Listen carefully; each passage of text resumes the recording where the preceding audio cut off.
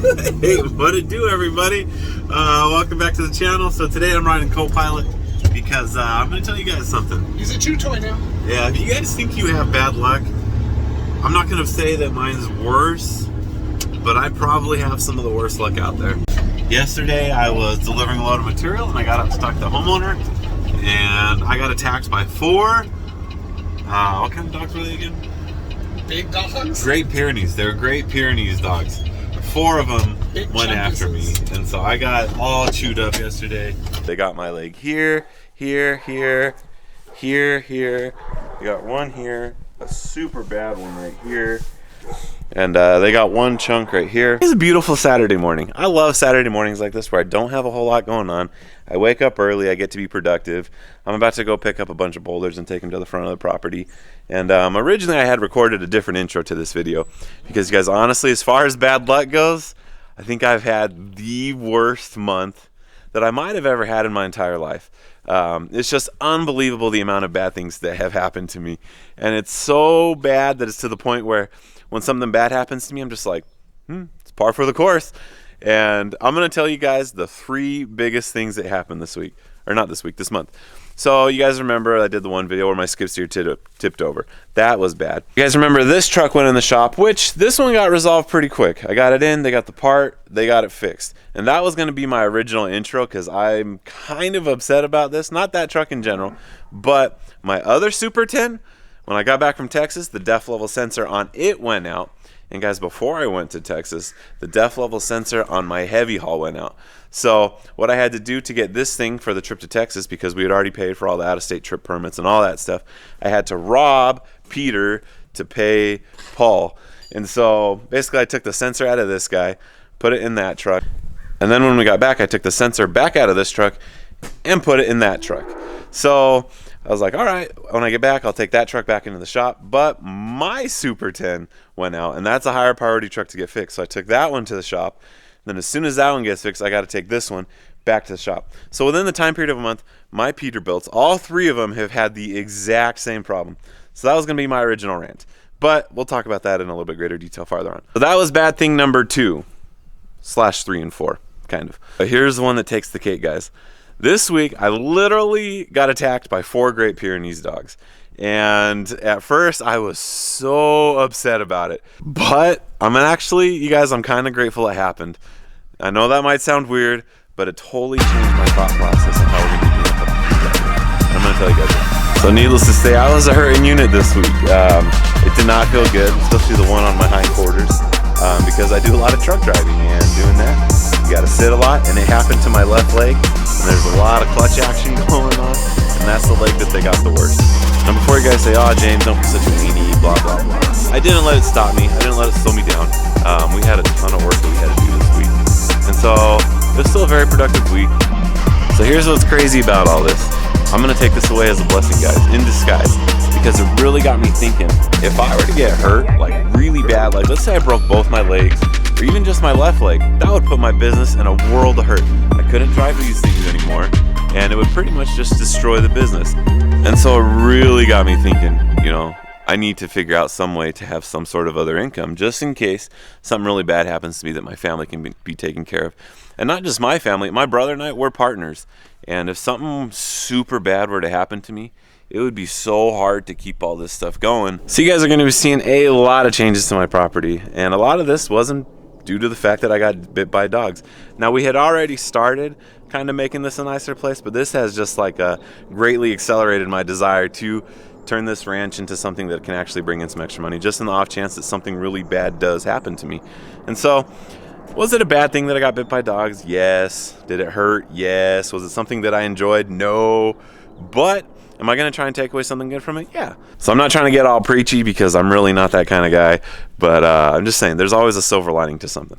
So with that, we're going to go ahead and jump into this video. We got a lot of cool stuff that we're going to be doing. Hope you guys enjoy it. Let's roll. I'm doing more dirt work. That's pretty much all we know how to do, that and trucking. But we've pretty much almost wrapped up for the day what we're actually going to be doing. But we got Jonathan here in the loader. I was in the 299 in the water truck, mixing up that dirt. We're gonna mix up a couple more loads real quick just because there's a little bit of water left in the water truck. And if you guys are familiar with old water trucks like this one over here, If you leave any water in it, it'll be gone by the morning.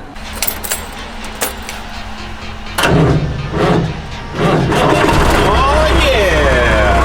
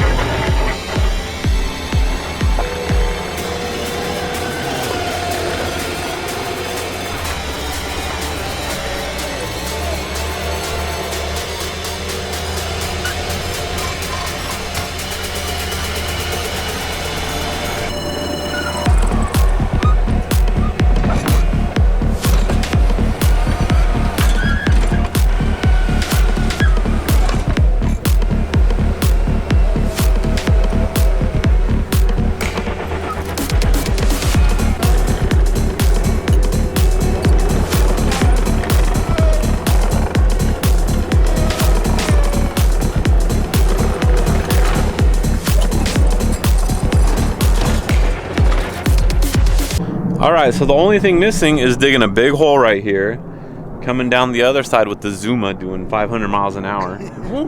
Superman backflip into the pond. Just kidding. All right, well, the dirt mound does look a little bit higher. It's almost as tall as the 299 now, but remember, I said I want it as tall as wherever it is, the wheel loader. So it's gonna look super cool, but dude, from the road, watch, come here, I'll show you. All right, so what's really cool about this, this is probably gonna come up another, I don't know, maybe 3 or 4 feet.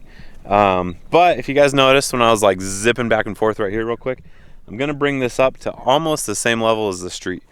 So what that's gonna do is from the street, as you drive by, you're gonna see this mound of dirt and it's only gonna look like it's maybe 4 or 5 feet tall. Whereas if you come up, go look down on the back side, which is the side that I really want to look pretty, down there, it's probably gonna be like a 10 or 11 foot drop. So we'll be able to have this big, nice, pretty waterfall. It's just gonna look awesome. And I can't tell you guys what it's for yet because it's kind of a secret. But what's gonna happen is we're gonna have a big pond up here at the very top. When I say big, I mean like the bulk of this area. And then it's gonna have a little stream that goes down that way. It's gonna have a little stream that goes down that way. So from that corner down there to that corner down there, we're gonna dig down a little bit and have a big pond. And when I say big, it's not gonna be like deep. This is more just for decoration, so it'll probably only be 1 or 2 feet deep. And then coming off the front right here, we'll just have like a real small, cute little waterfall for the entryway right here. But anyhow, that's the bulk of the project. I still need to get probably another 10 truckloads of dirt if I had to guess. But my brother just told me we had a brand new calf. So I'm gonna go show you guys literally a brand new calf. It was just born like a couple minutes ago. So this is exciting. Ooh, this one's a fast learner. She's not even all the way clean yet and she just got up. Good job. Oh, be nice. It's like, why is she so mad?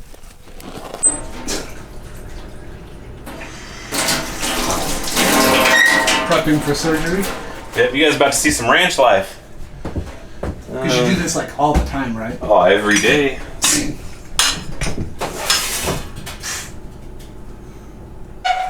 Alright. Like most animals, they like food.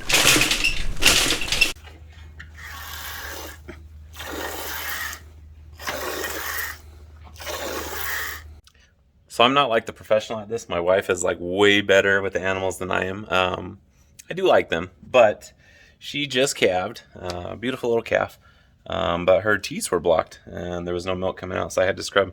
And sometimes you gotta squeeze real hard. I mean, these bags were about to explode, this poor girl. So I got them all opened up. We're gonna go ahead and put her back in with the calf and see if the calf starts milking off of her. So if not, it's time for the bottle. we're gonna be playing on the trucks a little bit tonight, and I've always wondered, I see a lot of Super 10s cruising around with like the big behemoth tires on the front of them. So I pulled the heavy haul in here because it's super dirty from the trip from Texas. So I want to like go through, clean it out, give it a nice detail, and while it's in here, it's not gonna be going anywhere.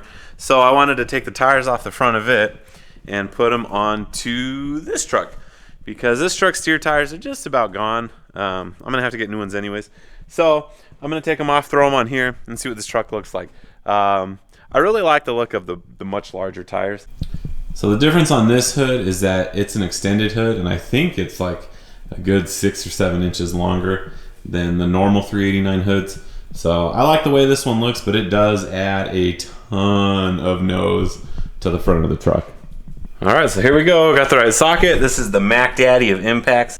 It's the central pneumatic earthquake. Here we go.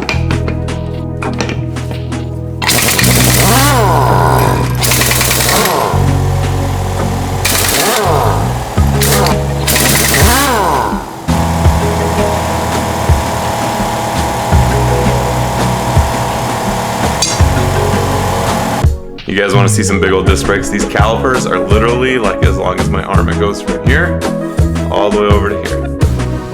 That's a big old disc. These tires are massive. These are ridiculous. But I don't think it's gonna look super cool.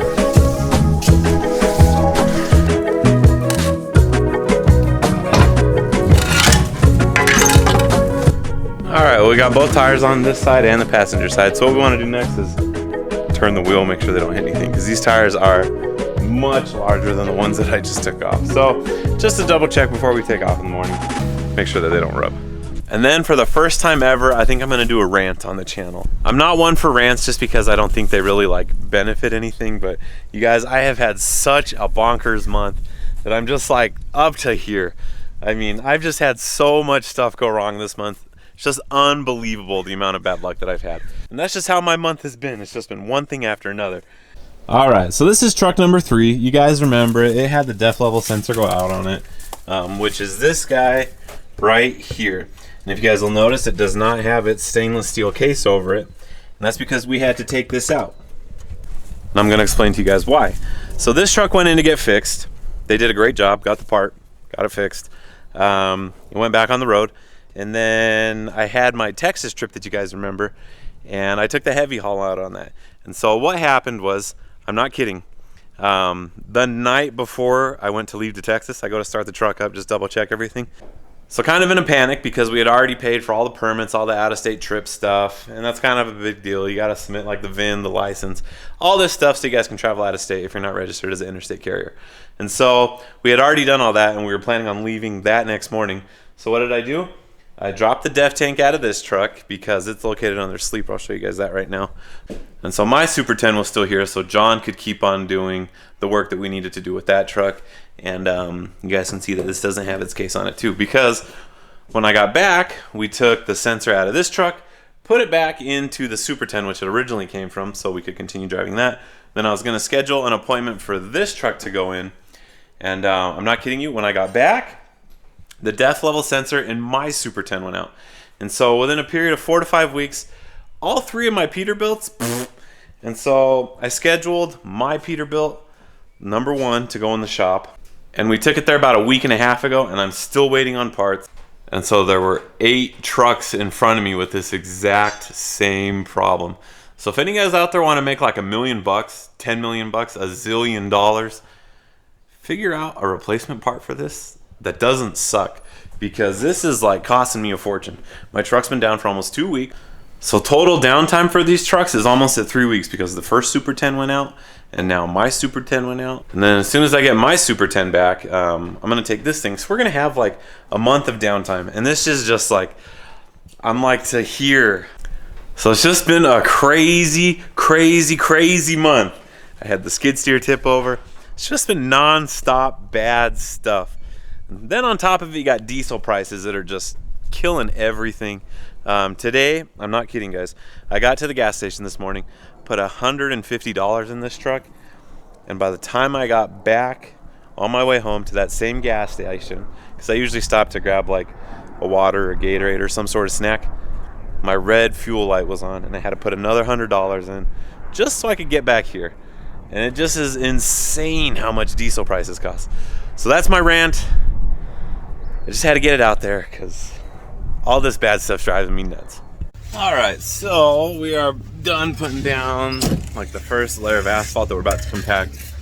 We like to do it like this. We like to lift the bed up and just pull it out of the back with the skid steer. We can just dump it on the ground, but then you got a big mess you got to clean up afterwards. So like this, it's usually a little bit cleaner. So here's the first layer. I mean, we've done that patch, this patch.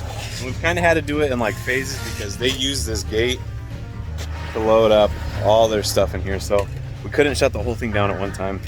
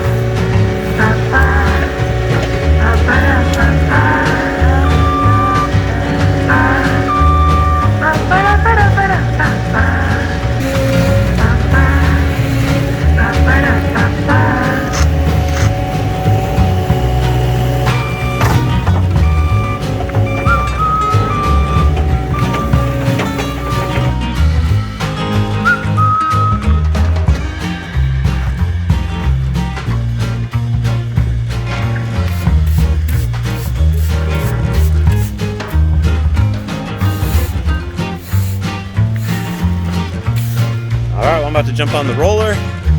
We'll go ahead and get this flattened out and pack it down, and then we'll hopefully be done.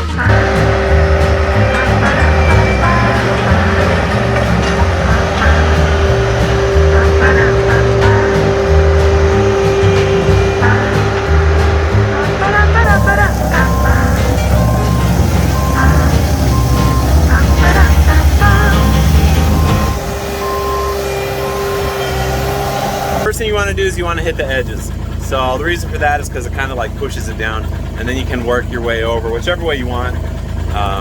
If you just go like right in the middle, then you're starting to work with like weird stuff. Got 1 delivery, 2 deliveries.